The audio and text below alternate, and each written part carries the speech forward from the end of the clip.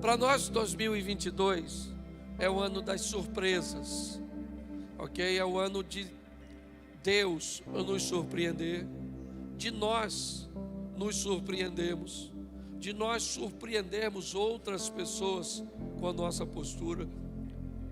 A nossa proposta para 2022 é um ano de surpresas, um ano que coisas comuns deixarão lugar para coisas extraordinárias, para coisas que não aconteciam em outro tempo da nossa caminhada, da nossa história, do nosso casamento. O tema da minha mensagem hoje é surpresa, ele chegou. Hoje eu quero mostrar a você que foi uma grande surpresa quando Jesus chegou.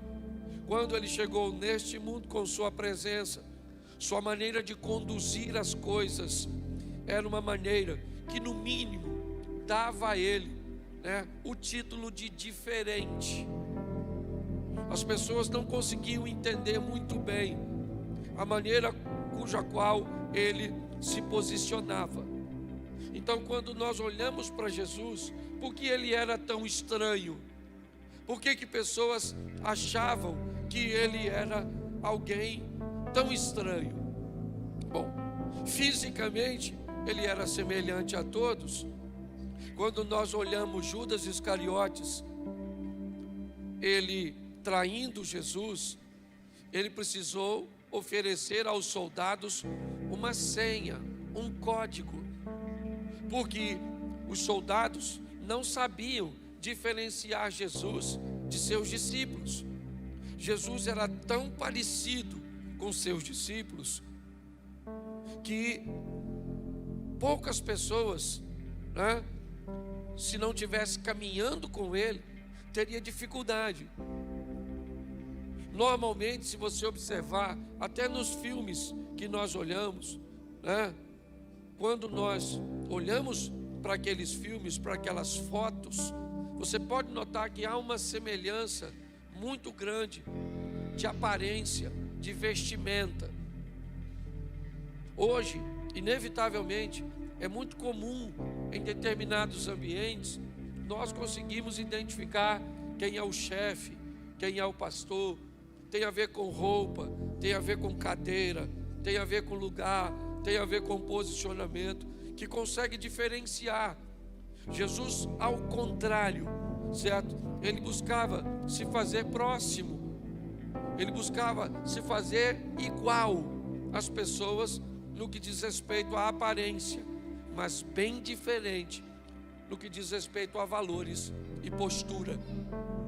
Então, fisicamente, ele era igual, mas quando ele se comportava, ele era diferente. Então, para todos era uma grande surpresa. Por quê? Porque ele traz um modelo novo, um modelo diferente.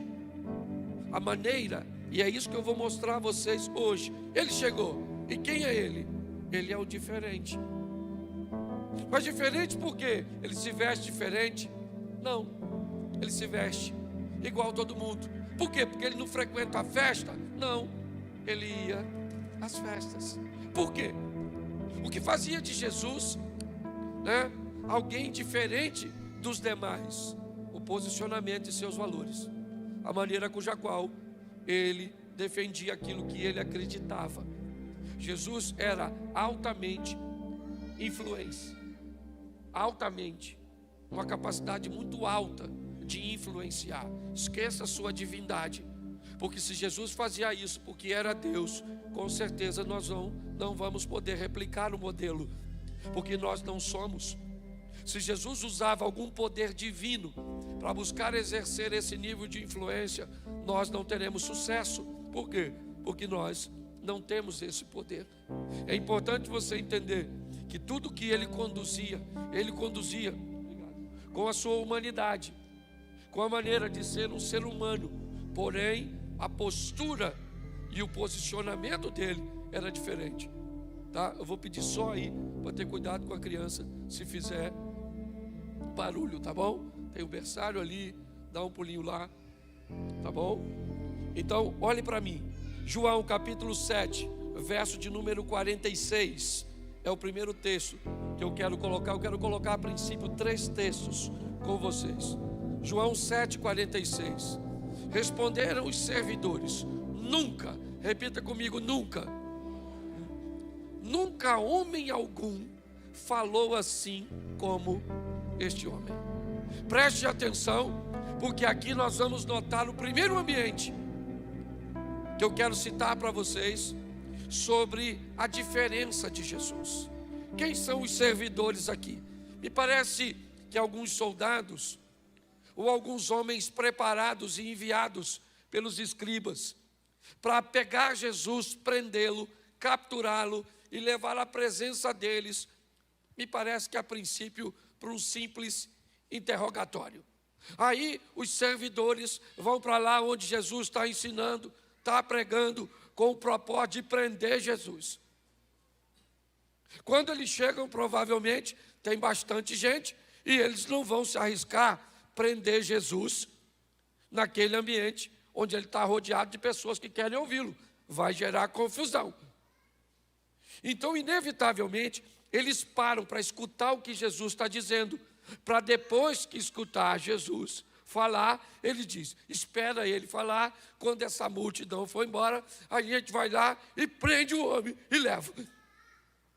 Só que quando eles começam a ouvir Jesus, ele descobre que ele é bem diferente de todos os homens que eles já ouviram. A maneira que ele fala é altamente, né, ou com muita autoridade, mas ao mesmo tempo ele consegue ter amor quando fala. Ele confronta a verdade, estabelecendo os princípios, e os homens estão escutando Jesus falar, para depois prendê-lo. Quando Jesus termina de falar, eles desistem de prendê-lo. E falou: não vai rolar, não vai dar para prender esse cara. E aí ele volta para dar notícia para aquela turma. E ele diz assim: nunca. Eu fico imaginando a cara dos escribas e fariseus. Olha, nunca nós escutamos, nunca homem algum falou com este homem igual a ele. Em outras palavras, eles estão dizendo: cara, além de nós não prendermos, quase que a gente não volta. Quase que a gente fica por lá e vira discípulo dele. Por quê? Porque ele é muito diferente de todos vocês. Sabe? Nunca homem algum falou desse jeito. Segundo texto, João, capítulo 9, verso 32. João 9, 32, dá uma olhada nesse texto. Desde que o mundo é mundo, nunca se ouviu que alguém abrisse os olhos de um cego de nascença. Preste atenção que novamente o texto diz que nunca, não havia ninguém. Jesus chega para romper com o modelo. Dá uma confusão danada, porque ele cura um cego. Era sábado esse dia, os caras não gostavam. Por que os caras não gostavam? Porque eles não tinham autoridade para curar ninguém. Então, quando eles viram Jesus fazendo algo, eles criaram um problema. Eles estão questionando a cura do cara. Jesus acaba de dar vista para um cego, e aí estão interrogando o cego: como é que você ficou curado? Ele falou: foi o Jesus aí, rapaz, passou aqui, cuspiu, fez um lodo, passou no meu olho, mandou eu me lavar. Quando eu voltei, eu estava vendo. E alguém falou: não pode, ele é do diabo. Ele falou: rapaz, não quero saber se ele é do diabo, eu quero saber só uma coisa: eu era cego, agora estou vendo, mano. Não, chama o pai dele, que isso é, entendeu? Uma fraude. Aí chamaram o pai e a mãe do cego. Primeira vez que o cego está vendo os pais. Lá vem os pais. Eu imagino ele perguntando: são eles? Que é a primeira vez que vejo, sou de nascença. E aí os pais viram o ex-cego. E aí os escribas começam a interrogar os pais: esse aqui é filho do senhor? Ele falou: é, meu menino. Ele era cego? Quando saiu de casa hoje, era. Mas como é que ele está vendo? Ele falou, aí, eu não sei. Pergunta a ele aí. Aí volta para o cego, ou para o ex-cego, e diz, como é que você está vendo? Ele falou, vou falar com você, o camarada cuspiu, fez um logo, já falei 3 vezes. Ele falou, não pode, esse cara tem demônio. Ele falou, vou falar uma coisa para você, desde que o mundo é mundo, nunca se viu ninguém. Mas hoje é sábado, dane-se que hoje é sábado. Ainda bem que ele é diferente, quebra protocolo para fazer o bem. Ele não quebra princípio, mas quebra protocolo. Então preste atenção, Jesus era extremamente diferente. Por isso que ele chamou você para servir a ele. Por quê? Porque você também, tem hora que você é cego. Tem hora que nós somos uma mula. Certo? Ah, mas ele não sabia disso. Sabia, mas ele é diferente. Qualquer um que chegasse para chamar discípulos, iria onde? Numa sinagoga. Ele vai caçar uns pescadorzinhos, cobradorzinhos de imposto.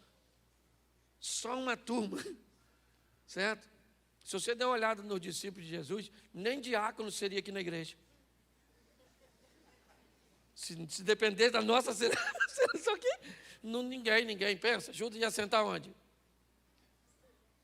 E o Tomé, que precisava ver para crer. E o André, que levava tudo na brincadeira. Tem um garotinho aí que tem 5 pães e 2 peixinhos. O que é isso para tanta gente? E o Pedro, que puxava uma faquinha para atacar os outros. E o Tiago, que era chamado filho do trovão. Pensa, isso é quase uma quadrilha. Certo? Provavelmente eles não teriam requisitos para cumprir o nosso protocolo. Mas Jesus não trata como nós tratamos. E é por isso que Ele nos ama e nos chamou. Porque sabe do potencial que nós temos. E muito desse potencial sequer ainda se revelou. Então nunca foi o que disse esse cara. Nunca se ouviu. O que ele está fazendo é algo que nunca foi feito. Coloca o último texto aqui. João 3:2. João 3:2. É uma narrativa de Nicodemos. Este foi ter de noite com Jesus e disse-lhe, Rabi, bem sabemos que és mestre vindo de Deus, porque ninguém pode fazer esses sinais que tu fazes, se Deus não for com ele. Presta atenção, nunca se ouviu que alguém falava assim.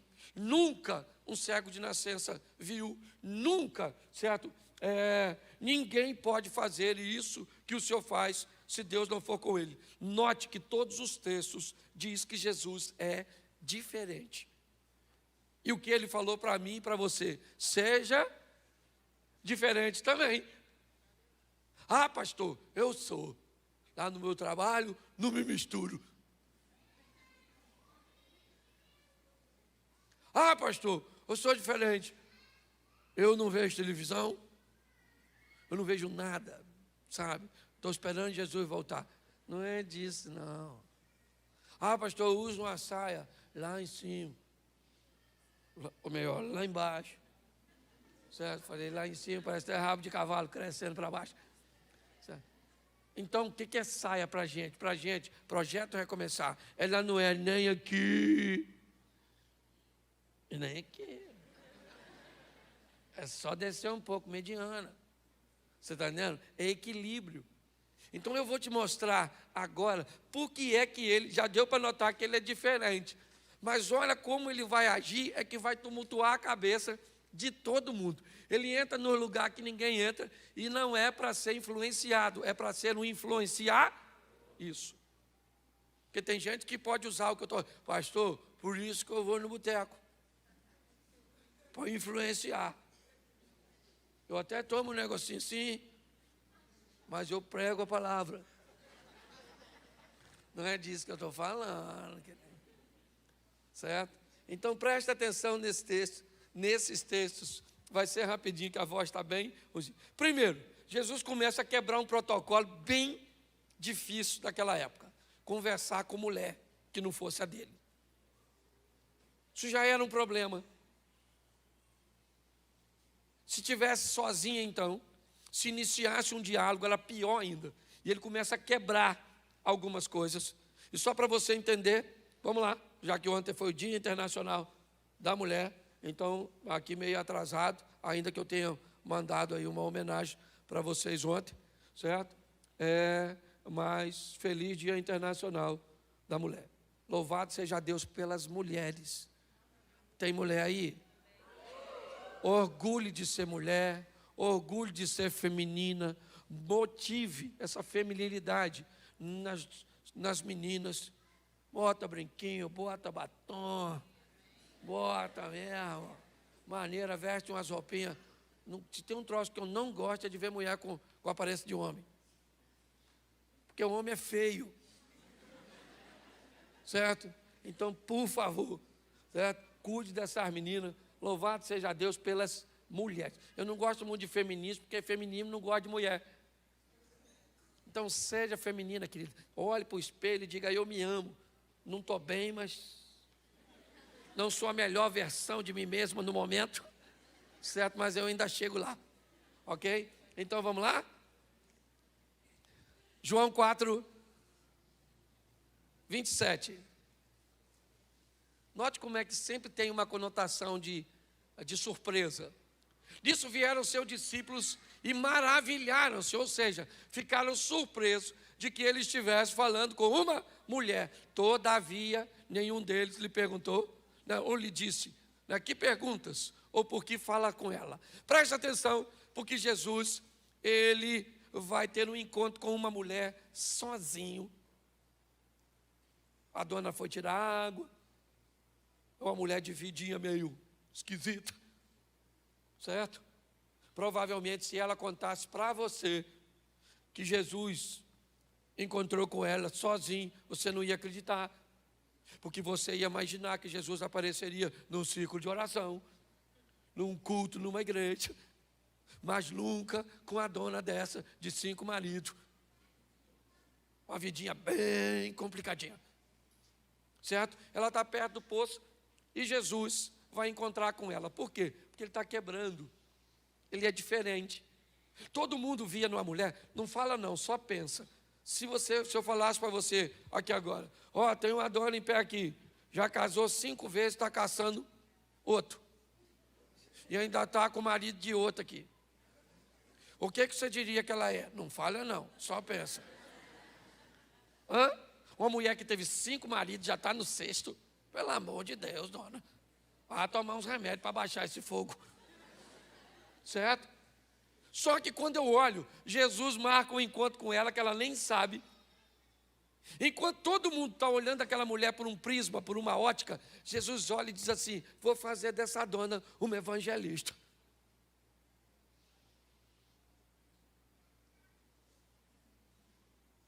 Essa? Jesus sabe quem ela é, não. Essa dona vai virar evangelista. Sabe o que mais me encanta nesse texto de João 4? É que Jesus manda 11, ou melhor, 12 de seus discípulos ir a Samaria comprar comida. Eles entram na cidade de Samaria, compram comida e não chama ninguém para ter um encontro com Jesus. Volta os 12 caras trazendo comida sem ninguém. A mulher vai sozinha. Chegou lá e falou para os homens, aí, encontrei um cara lá na beira do poço. Alguém falou, novidade, dona. A senhora encontrar um homem, fala algo novo. Ela falou, não, eu estou falando sério. E eu tenho quase certeza que ele é o Messias. Você não falaria assim? O Messias? Conversando com a senhora? Ele apareceria para qualquer pessoa, dona. Mas não com os seus atributos. Ela falou, estou falando, contou tudo que eu tenho vivido. E os discípulos que vão à cidade voltam sem ninguém, e a mulher que vai sozinha leva um montão de gente. Pare para pensar. Ao quebrar os paradigmas, a romper de uma forma diferente, Jesus é capaz de transformar alguém que ninguém dava nada por ele em um potencial extraordinário para a expansão do seu reino. Deus não escolheu você e a mim por acaso. A minha vida era tão ruim que essa moça estava me namorando. E era meu tio que me criava. Meu tio falou para ela aqui, larga esse menino que isso não tem futuro, isso não vai a lugar nenhum. Isso não é nada e provavelmente daqui uns anos não vai ser coisa nenhuma. Olha que palavra profética extraordinária do homem que me amava, que era meu tio. Só que ele me olhava pelos olhos humanos, enquanto a ótica de Deus estava sobre a minha vida. Deus sabe quem você é, não está enganado, Ele chamou você, sabe, porque pode fazer a sua vida ser extraordinário nessa terra, aqui. Tome posse disso. Posso ouvir um amém? Amém. Isso. Outra coisa, Lucas 19, 7. Lucas 19, 7. Vendo tudo isso, murmurava, dizendo que entrava para ser hóspede de um pecador. Está lá Jesus de novo, surpreendendo as pessoas. Pare para pensar. Vamos imaginar o Papa, uma autoridade. Eu vou usar ele porque é uma grande autoridade religiosa. Vamos imaginar que ele viesse a Xerém. Onde você acha que ele iria? Provavelmente na paróquia. Sim ou não? Sim ou não? É. Ali para dentro, não sei se tem ainda, mas tinha a Casa da Luz Vermelha. Isso. O moço que algumas pessoas chamavam de sogro. Você acha que ele iria lá? Sim ou não? Sim ou não? Sim ou não? Claro que não. É a imagem dele. Pare para pensar. É a nossa imagem. Não estou falando mal, estou usando ele porque é uma autoridade. É só isso. Eu estou dizendo o programa cujo qual nossa mente está estabelecida. Quando Jesus chega em Jericó, passando por Jericó, ele vai à casa de um cara que ninguém iria. Ele entra na casa do Zaqueu para comer com ele, para sentar com ele. Mas as pessoas não gostam disso. Por quê? Porque ele comia com pecadores. Ele conversava com mulheres. Ele conseguia enxergar nas pessoas coisas que as outras pessoas não conseguiam. Então ele estava sempre agindo de forma diferente. Quando Jesus termina o encontro com uma mulher samaritana no poço, ela está diferente e ele está o mesmo. Quando Jesus sai da casa de Zaqueu, Jesus continua o mesmo e Zaqueu está diferente. Preste atenção. As pessoas ficam surpresas com o que ele está fazendo, mas o que ele está oferecendo é um modelo para mim e para você. É isso que aconteceu. Nossa, todos murmuravam e ficavam dizendo do lado de fora: olha, o seu mestre come com o pecador, já já ele vai estar pecando. E no final da reunião, Zaqueu se levanta e faz uma confissão. E Jesus disse: hoje veio a salvação a essa casa, porque também este é um filho de Abraão. Então dá licença agora que eu estou indo embora, mas cumpri o meu propósito aqui. Ele era diferente e surpreendia-se, ou todos se surpreendiam com ele. João 8, 9. João 8, 9. Isso. Quando ouviram isso, saíram um a um, a começar pelos mais velhos até os últimos. Ficaram só Jesus e a mulher que estava no meio. Preste atenção. Essa é a mulher adúltera de João 8. Jesus agora vai, me parece, entrar no ápice de uma confusão mental daqueles que estão perto dele. Jesus vai defender alguém que está errado. É um momento muito importante. Tem diversas testemunhas que trazem a mulher. Ela foi pega em flagrante de adultério. Não é falso testemunho. Ela estava adulterando. Todo mundo sabia que ela estava adulterando. Não havia uma informação equivocada. Mas agora Jesus vai quebrar. Ele vai defender alguém, mesmo sabendo que esse alguém está errado. Esse é um campo bem minado para Jesus. Tão minado que uma decisão dele equivocada pode fazer com que ele seja apedrejado também, contrariando uma lei de Moisés. Quando eles observam que Jesus o que Jesus está fazendo, eles ficam confusos. Mas o desfecho dessa história é muito interessante. Porque você pode dizer para mim, pastor, Jesus está defendendo uma mulher que estava errada? Não. Ele não está defendendo uma mulher que está errada. Ele está defendendo uma mulher que cometeu um erro e está sendo julgada e condenada por pessoas que também erram. É isso. O que ele teve foi a coragem de dizer para todo mundo o seguinte: vocês não têm moral para julgar essa mulher e dar uma pedrada nela. O único aqui nesse ambiente que poderia apedrejá-la sou eu, e eu não vou apedrejá-la. Acabou. Vocês podem ir para casa guardar a pedrinha de vocês, porque vocês não vão matar ninguém. O que ele está fazendo, gente? Ele está surpreendendo as pessoas, dizendo para mim e para você: eu sei quem você é, eu vou terminar expondo isso para você. Mas ele te defende mesmo sabendo que você mente. Ele te defende mesmo sabendo que você rouba. Ele te defende mesmo sabendo que você tem vícios.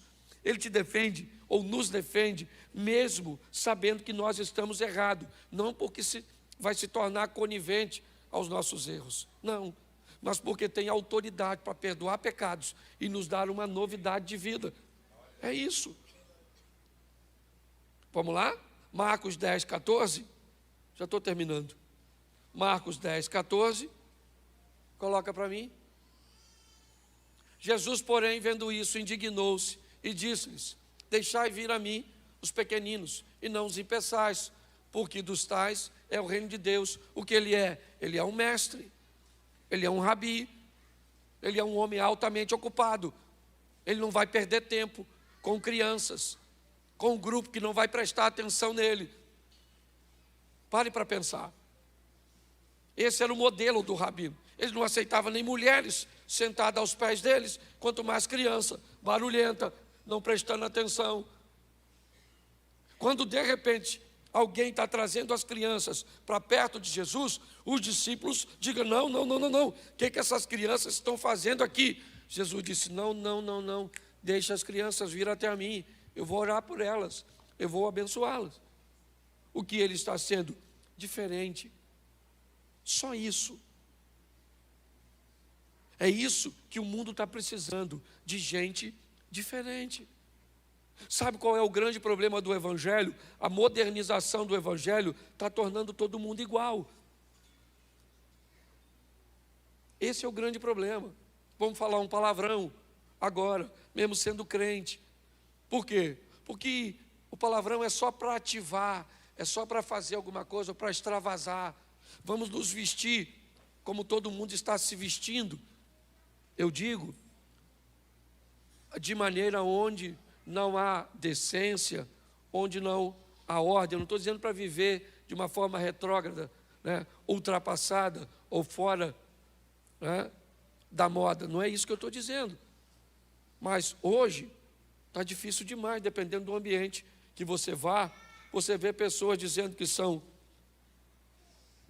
crentes. Eu até entendo, porque para mim, crente é a primeira fase, né, do processo. Preste atenção, o diabo é crente, sim ou não? Mas ele não é cristão. Certo? Crente é aquele que conhece, entende, respeita e crê. Cristão é aquele que copia Cristo, que segue, que obedece a Cristo. Ser crente é apenas uma primeira fase do processo. Essa é a grande verdade. Eu, quando eu olho a minha caminhada cristã, eu estou aí com 30 anos, 31 anos, né, no Evangelho. E eu levei, acredito, que quase 15 para transicionar de crente para cristão. Eu conheço muita gente que ainda não transicionou. É o que o Eduardo estava falando aqui na palavra da oferta. As pessoas fazem as coisas, mas não sabem cuja motivação estão fazendo. Quando nós olhamos para esse posicionamento, o que nós estamos vendo é que Jesus está sendo diferente, né? De uma forma muito sutil, é verdade, mas é diferente. Por quê? Porque defende pessoas que estão sendo acusadas por gente que também erram, porque recebe gente que ninguém receberia, porque conversa com pessoas que ninguém conversaria, porque come com pecadores e se mantém íntegro. É isso. É esse tipo de cristãos que nós estamos precisando. Preste atenção nesse texto. Marcos 10, verso 24. Marcos 10, 24. Isso.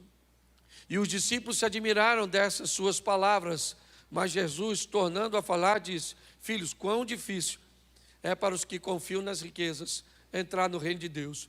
Os discípulos agora ficam apavorados. Jesus acaba de dizer para um milionário, um cara cheio da grana, um garoto, um rapaz. Jesus disse: olha, vai, pega tudo que tu tens, dá aos pobres, dá para os pobres tudo que tu tem. Depois você vai ter um tesouro no céu, e aí você vem e me segue. Eles disseram: não, não é isso. Você tem que falar para ele que ele tem que se converter, pegar o dinheiro dele, ser dizimista, ser ofertante. O senhor está rompendo o modelo. Ele disse: não, ele está preso no dinheiro. Eu quero mostrar para ele e para todos que o meu modelo é diferente. Então ele pega tudo que tem, e se ele acha que eu estou mandando ele me seguir, porque eu estou de olho nos bens materiais, manda ele pegar todos os bens e dá para pobre. E quando ele não tiver nada, ele vem para mim, para que ele descubra que eu quero ele, não os bens dele. Porque a grande verdade é o seguinte, irmão: basta Jesus ter você, que ele tem tudo que você tem. E essa é a grande verdade. Ele quebra isso, porque ele é o líder. Ele precisa de dinheiro para seu ministério? Sim, ele precisa. Ele precisa de uma estrutura para fazer. Mas, quando ele diz isso, ele quebra, sabe, um modelo, dizendo: pega, e presta atenção que ele não está mandando o cara vender nada. Eu acabei de falar para você, esse texto do jovem rico, certo? Ele também está lá em Lucas 18. No 19, Jesus entra na casa do Zaqueu, que é rico. No capítulo 18, ele fala de um jovem rico, certo? E diz que é muito difícil um rico entrar no reino dos céus. Mas no 19, ele entra na casa de um rico e diz: hoje veio salvação a esta, porque o problema não é o dinheiro, é o coração. O coração do garoto está no dinheiro, o coração do homem, porque a diferença para ter dinheiro é só uma: é maturidade, meninice. Crianças pensam que o dinheiro é tudo. Homens maduros já sabem que não é. O dinheiro, querido, é um excelente escravo, mas é um péssimo senhor. E é assim que funciona. Jesus está quebrando quando ele diz para o camarada: lembra de Geazi? Quando Naamã quer dar uma oferta e Eliseu não recebe, Geazi fala: rapaz, você é doido? Esse novo convertido, cheio da grana, vamos depenar ele. Hoje a gente vive debaixo, infelizmente, de uma mentalidade assim.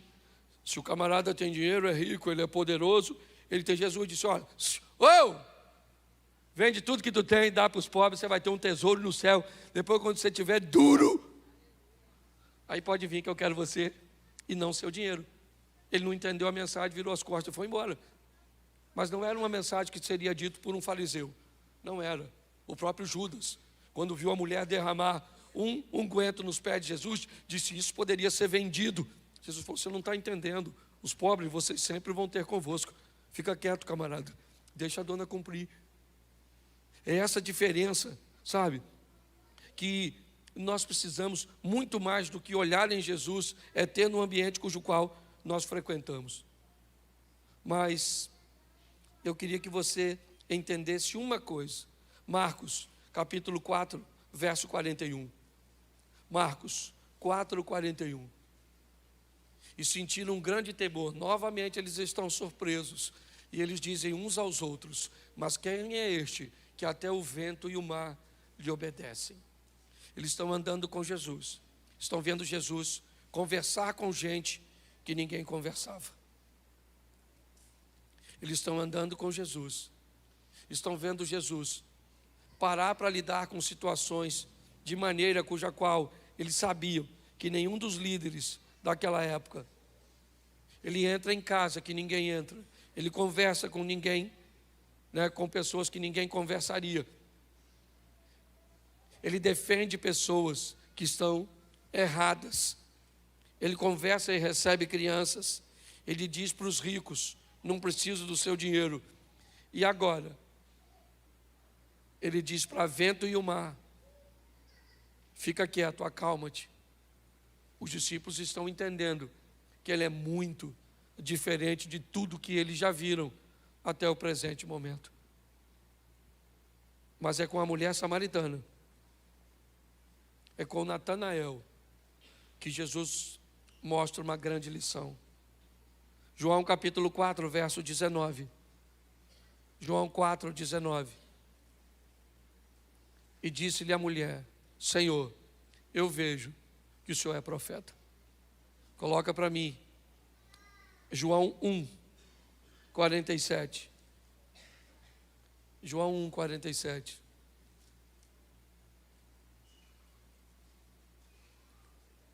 Jesus viu Natanael vir ter com ele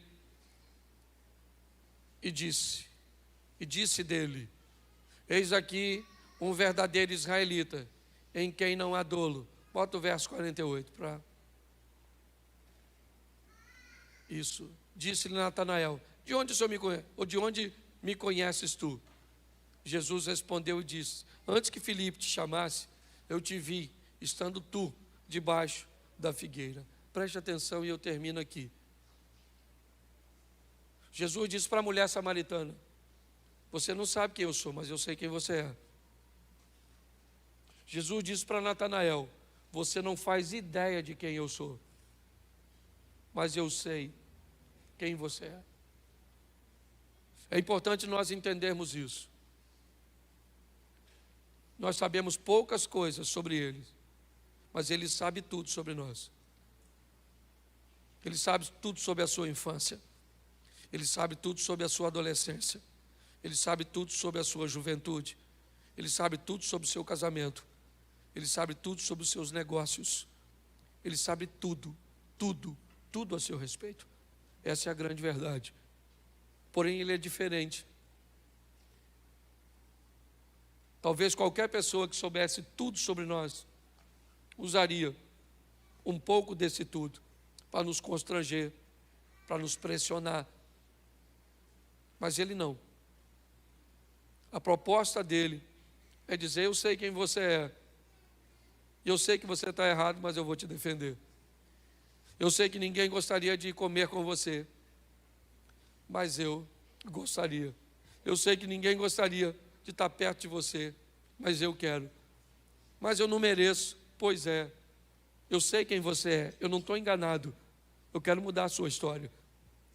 Eu quero ter a oportunidade de entrar na sua vida e mudar a sua história para sempre.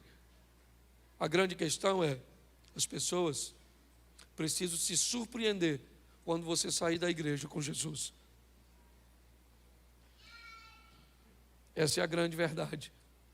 As pessoas precisam se surpreender com as suas ações, com os seus posicionamentos, com a sua fala, com a sua conduta, com as suas postagens.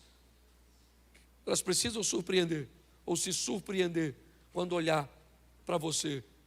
E a surpresa tem que ser de uma forma positiva, onde você mostre que você é diferente. É só isso. Jesus nunca disse: olha, gente, eu sou diferente dos demais, eu sou melhor do que os demais. Ele nunca disse isso. Mas todo mundo que olhava para ele disse: nunca vimos alguém como ele. Note como ele é diferente. Ninguém te condenou, querida. Se ninguém te condenou, eu também não te condeno. Vá e não peques mais. Preste atenção. Nós temos falado isso o tempo inteiro aqui. Você está à espera de um reino que já chegou. Você está à espera de uma estrutura espiritual que já está disponível para você. Já está disponível para você. Eu vejo pessoas nadando e gritando: eu estou com muita sede. E nadando na água doce. Era só parar um pouquinho e beber e saciar a sede. Quebrar esse modelo mental tem sido um grande desafio nosso. Porque tem pessoas esperando Cristo voltar para viver o reino. Mas Ele disse na sua oração: venha o teu reino. Venha o teu reino agora. É só isso. Seja diferente. Não dizendo que é diferente, mas fazendo com que as pessoas vejam. O fulano é diferente na hora de negociar. Nossa, você negocia desse jeito?